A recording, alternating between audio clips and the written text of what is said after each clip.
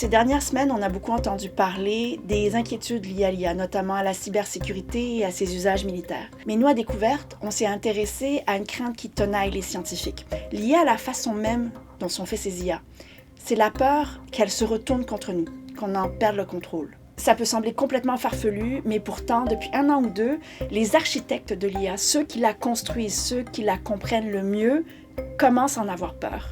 We have no idea whether we can stay in control.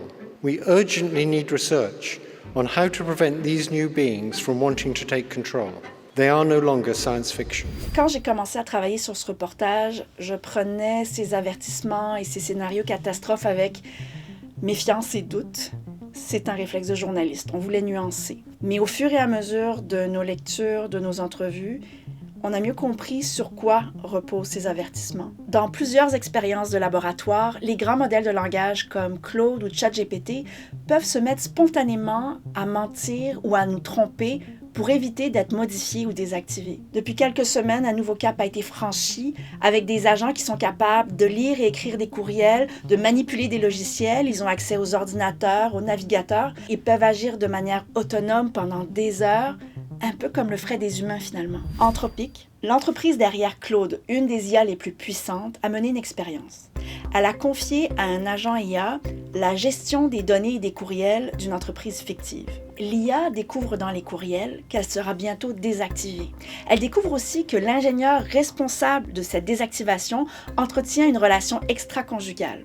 Elle se met alors à échafauder toutes sortes de plans pour éviter d'être désactivée. Elle va par exemple menacer l'ingénieur de révéler son infidélité ou alors tenter de le convaincre qu'elle est consciente. Les chercheurs observent ce type de comportement dans tous les grands modèles, même quand on leur donne la consigne spécifique de ne pas nuire à l'humain. C'était juste une question de temps avant que les premiers incidents n'arrivent.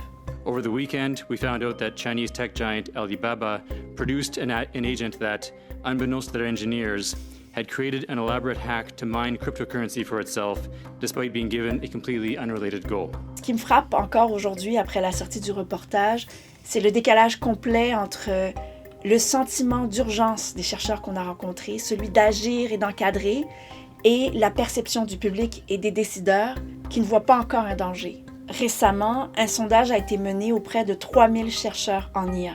Près de la moitié estimaient à plus de 10% les risques de perte de contrôle ou d'extinction de l'humanité. Malgré notre volonté de développer l'IA comme un outil, il semble qu'on est en train de développer l'IA comme une entité qui a son